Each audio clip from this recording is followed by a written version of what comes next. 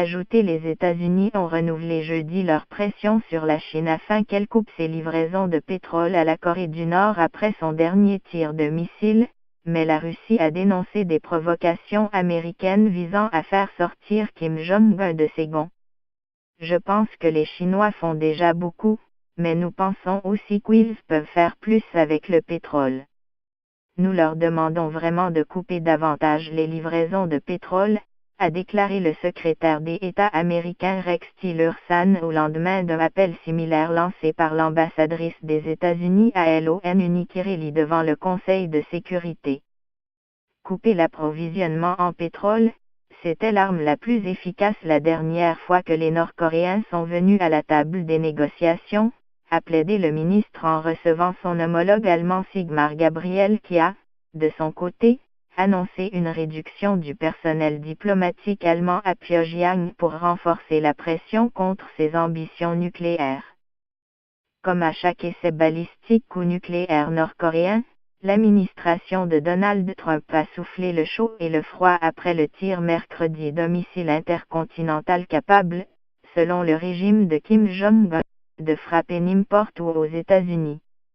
Rex Tillerson a assuré que les options diplomatiques restaient sur la table, pour l'instant, mais Nikki Haley a menacé de détruire complètement le pays reclus en cas de guerre.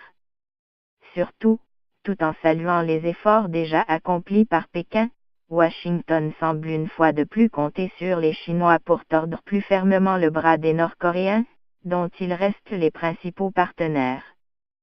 Et le président américain a de nouveau exprimé sa frustration jeudi face au peu de résultats de cette stratégie. L'émissaire chinois, qui vient de rentrer de Corée du Nord, semble n'avoir eu aucun impact sur le petit homme fusée, a déploré le milliardaire républicain dans un tweet matinal, en utilisant le quolibet dont il affuble régulièrement Kim Jong-un, même si mercredi il avait innové en le comparant à un jeune chien enragé. Difficile de croire que son peuple et son armée supportent de vivre dans des conditions aussi horribles, a-t-il ajouté, alors que son gouvernement ne cesse d'affirmer que les États-Unis ne sont pas en quête d'un changement de régime à Pyongyang, mais seulement de sa dénucléarisation. Porté de 13 000 km, le locataire de la Maison-Blanche a relevé que la Russie et la Chine, qui ont voté les deux derniers trains de sanctions à l'ONU malgré des réticences, avaient condamné ce dernier tir.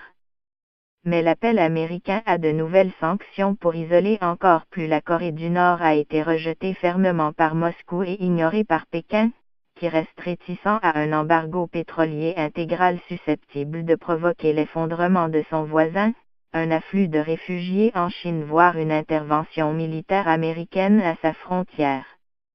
Interrogé jeudi sur l'idée d'un embargo, un porte-parole du ministère chinois des Affaires étrangères s'est borné à répéter que la Chine soutenait les résolutions de l'ONU et militait pour une dénucléarisation de la péninsule coréenne.